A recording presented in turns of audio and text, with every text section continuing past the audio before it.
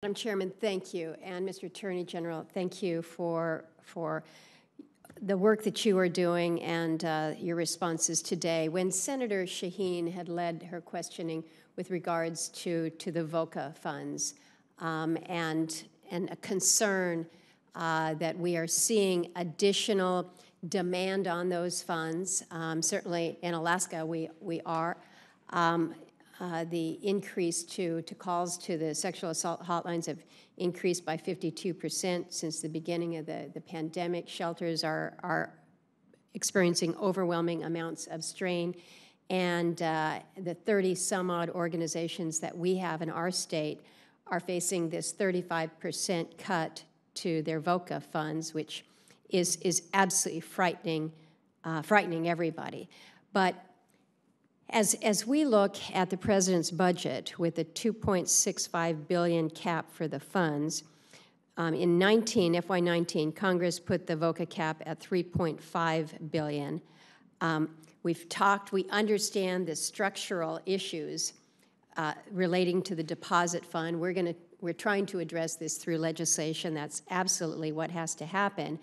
But in any case, what we have is this decreasing cap is going to impact the effect on the ground for victim services. If not for this year, then absolutely for next year. So you have said to the chairman that there was a $400 million surplus that you anticipate at the end of the year.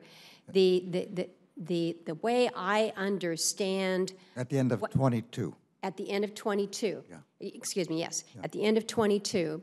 But if I understand what we have coming into the fund versus the outlays, that will result in decreases.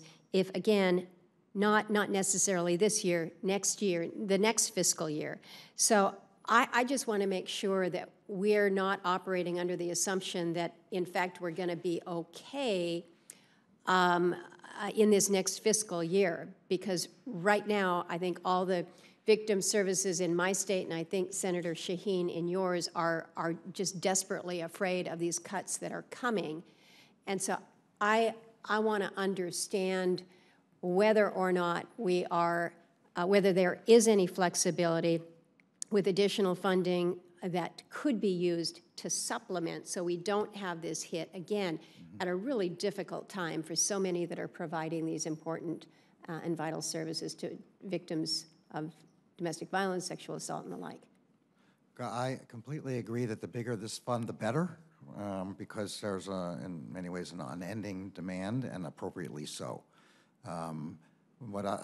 Just to clarify what I said about the money, as of April, we've collected sufficient receipts to cover all the way through FY22, FY21, and 22. We expect to end this fiscal year with $3 billion, which will cover the $2.6 billion request. That's where my $400 million net at the end of that time comes from.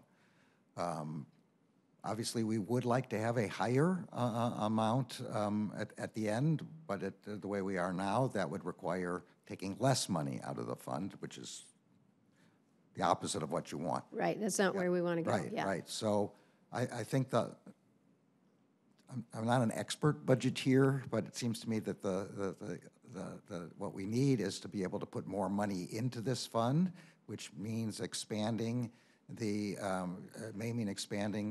kind of crimes that flow into it, but also, that the prosecutors in the Justice Department need to take more attention to getting restitution that goes into this fund, and not to be satisfied with other kinds of,